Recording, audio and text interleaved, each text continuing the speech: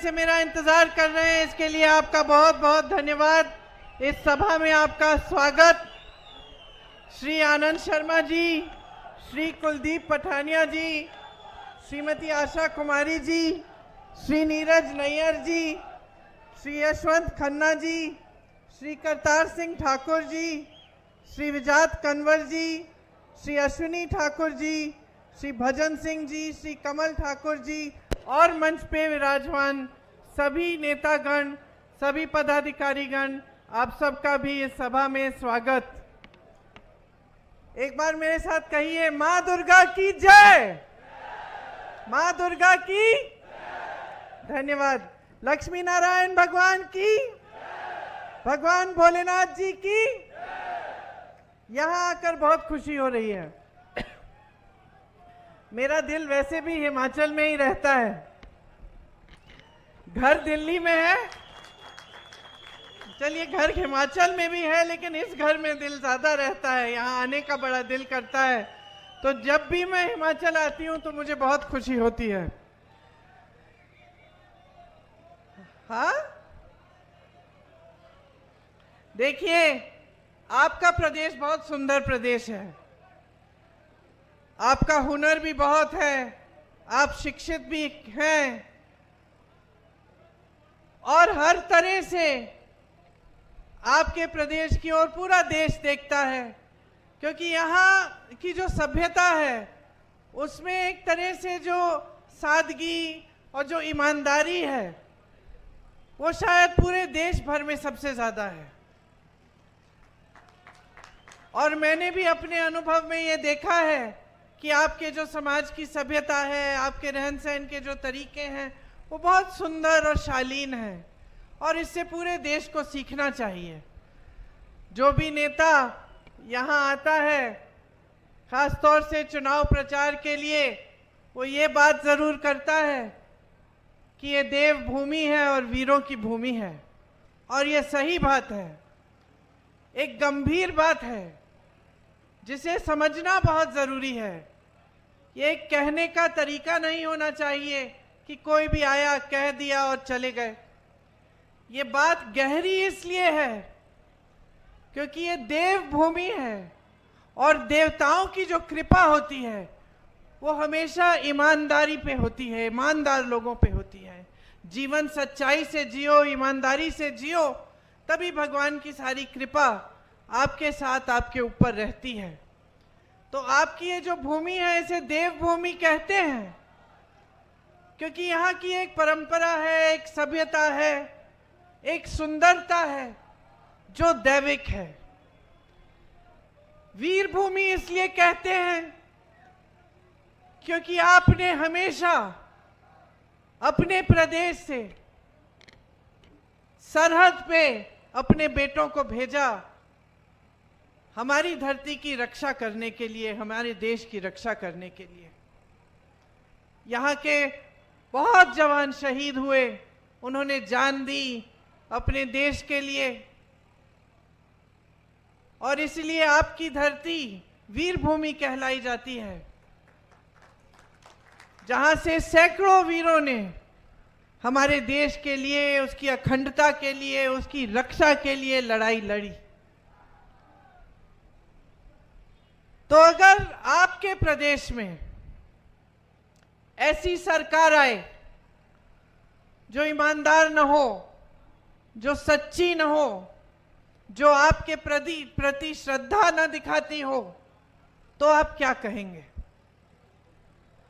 आज आम चुनाव है, आप लोकसभा के प्रत्याशी को चुनने जा रहे हैं, लेकिन साथ साथ हिमाचल प्रदेश में 6 बाई इलेक्शन भी हैं जिस पर आपकी जो प्रदेश सरकार है उसका भविष्य निर्भर है।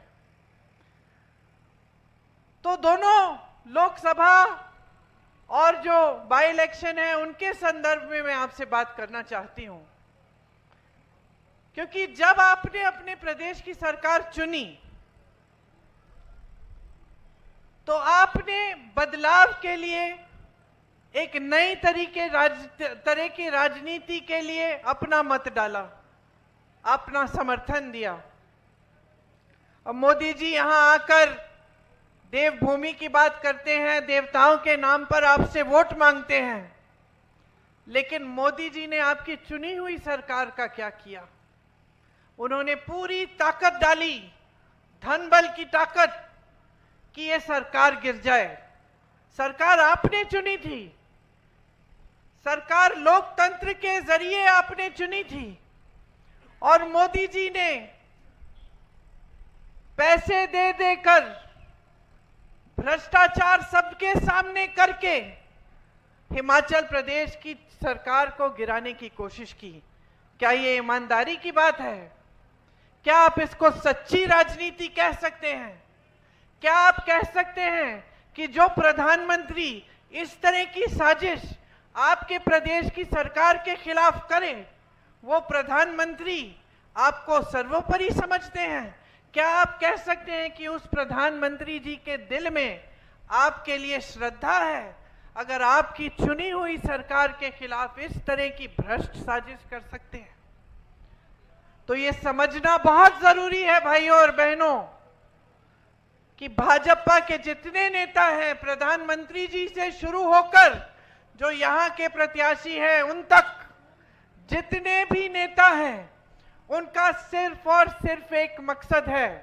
वो मकसद है कि किसी भी हालत में सत्ता को अपने हाथों में रखें, चाहे सरकारों को गिराना पड़े, चाहे भ्रष्टाचार करना पड़े, चाहे विधायकों को घूस खिलाना पड़े, चाहे आपको गुमराह करना पड़े, चाहे भगवान का नाम लेकर आपका ध्यान भटकाना पड़े, कुछ भी कर लेंगे सिर्फ सत्ता के नाम से। सिर्फ सत्ता ही चाहते हैं और किसी भी तरह से उस सत्ता को रखने का काम करेंगे। तो ये एक तरह की राजनीति है बहनों और भाइयों, और इसका नतीजा आपने देखा है। ये जो अग्निवीर की स्कीम है, ये इसी राजनीति का नतीजा है, क्योंकि इस राजनीति के लिए जो मोदी जी और भाजपा के लोग करते हैं, इसके लिए धन बल की बहुत जरूरत होती है भाइयों और बहनों। बगैर धन बल के ऐसी राजनीति नहीं चल सकती, क्योंकि धन बल से ही खरीदना है विधायकों को, धन बल से ही ये मीडिया वाले जितने भी टीवी के चैनल हैं इनको चलाना है। तो धन बल की जरूरत होती है, और ये धन बल आता कहां से है? बड़े बड़े खरबपतियों से आता है। और जितनी भी नीतियां बन रही हैं आज पिछले 10 सालों से इस देश में बनी हैं मोदी जी की सरकार में, वो सिर्फ बड़े बड़े खरबपतियों के लिए बनी है। इसीलिए अग्निवीर जैसी स्कीम आती है, जिसमें जो सेना में भर्ती होता है वो 4 सालों बाद वापस आ जाता है अपने घर और फिर से बेरोजगार बनता है, ताकि डिफेंस में भी बड़े बड़े खरबपतियों का हाथ हो। इसीलिए जब ओपीएस जैसी जो पुराना पेंशन है, जब ओपीएस की बात होती है तो मोदी जी की सरकार कहती है कि पैसे नहीं हैं, लेकिन जब बड़े बड़े खरबपतियों के कर्ज माफ करने होते हैं तो अचानक 16 लाख करोड़ रुपए जनता के पैसे जनता के बैंकों से, सरकारी बैंकों से उपलब्ध हो जाते हैं। लेकिन पुराने पेंशन के लिए कहते हैं कि पैसे नहीं है। ये भी उसी राजनीति का नतीजा है जो सिर्फ सत्ता के लिए चलती है और सिर्फ बड़े बड़े खरबपतियों के लिए चलती है। आज हिमाचल के सेब के किसानों का हाल देखिए। तमाम कोल्ड स्टोरेज बड़े बड़े खरबपतियों को दे रखे हैं। तो जहां जहां सेब उगता है और कोल्ड स्टोरेज की जरूरत होती है, तो सेब का दाम कौन तय करता है? अडानी जी तय करते हैं, बड़े बड़े खरबपति तय करते हैं। तो सेब कब बिकेगा, कितने पे बिकेगा, आज वो तय करते हैं। आपको अपनी उपज का सही दाम नहीं मिलेगा, क्योंकि बड़े बड़े खरबपतियों के लिए ये भी नीतियां बन रही हैं। तो देखा जाए तो जितनी भी इनकी नीतियां हैं वो सब सिर्फ बड़े बड़े खरबपतियों के लिए हैं। और जनता महंगाई से जूझ रही है, किसान जूझ रहा है, मिडिल क्लास जूझ रहा है। यहां तमाम शिक्षित नौजवान हैं, लेकिन पूरे देश भर में इतनी बेरोजगारी बढ़ गई है कि जितने भी शिक्षित हों, रोजगार मिलने का नामो निशान नहीं है।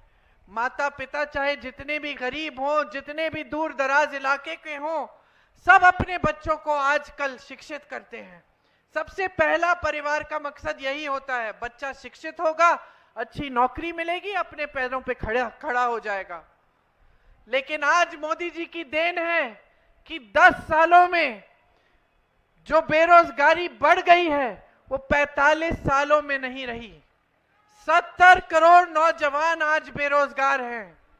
30 लाख सरकारी पद खाली पड़े हुए हैं। जिस तरफ आप देखिए उस तरफ इन्होंने संकट बढ़ा दी है, मुश्किलें बढ़ाई हैं, परेशानियां बढ़ाई हैं। हमने ओआरओपी की बात की, कांग्रेस इसे लाई, इन्होंने क्या किया? हम कहते थे 1 रैंक 1 पेंशन, ये कहते हैं 1 रैंक और तमाम अलग अलग पेंशन। आज अगर अग्निवीर शहीद हो जाते हैं तो उनको शहीदों का पेंशन भी नहीं मिलेगा। इन्होंने शहीदों में भी फर्क कर दिया है कि एक तरह का शहीद और एक दूसरे तरह का शहीद। ये कैसी बातें हैं भाई और बहनों? आपको समझना पड़ेगा कि किस तरह से ये सरकार चला रहे हैं। आज सेना में भर्ती होते हैं, चोट लग जाती है, उस वजह से डिसेबिलिटी हो जाती है, डिसेबिलिटी का पेंशन भी इन्होंने खत्म कर दिया है। तो अलग अलग पेंशन भी बना दिए हैं। हर तरफ आपकी मदद करने के बजाय, आपका समर्थन करने के बजाय, आपको मजबूत करने के बजाय आपको कमजोर किया जा रहा है। मोदी जी यहां आते हैं, मानिए कि पर्यटक की तरह भ्रमण करने आ रहे हैं, अपना कैमरा निकालते हैं और कैमरे से मोदी जी फोटो खींच रहे हैं और मोदी जी की कोई और फोटो खींच के पूरा वायरल कर रहे हैं कि देखिए मोदी जी पहाड़ पे खड़े होकर कैमरे से फोटो खींच रहे हैं।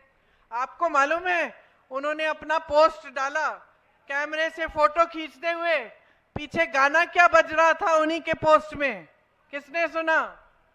चंबा कितनी दूर। बिल्कुल सही गाना था, क्योंकि मोदी जी कट गए हैं पूरी जनता से, और चंबा की जनता से तो पूरी तरह से कटे हुए हैं। उन्हें आपके संघर्षों के बारे में कुछ नहीं मालूम। आप कैसे जीते हैं, कैसे महंगाई का सामना करते हैं, कैसे बेरोजगारी का सामना करते हैं, उन्हें कुछ नहीं मालूम। आपके क्या हुनर है उन्हें यह भी नहीं मालूम। और आज जो परिस्थितियां उन्होंने देश में बनाई हैं, तो भाइयों और बहनों कोई बताएगा भी नहीं उन्हें। सब डरते हैं, उनके अधिकारी उनसे, उनके साथी डरते हैं, उनके मंत्री डरते हैं। जनता के बीच तो वो आते ही नहीं, कभी किसी किसान से नहीं पूछते कि आपकी क्या हालात हैं, कैसे जी रहे हो। कभी आकर किसी आपदा में भी एक बार पूछते नहीं हैं।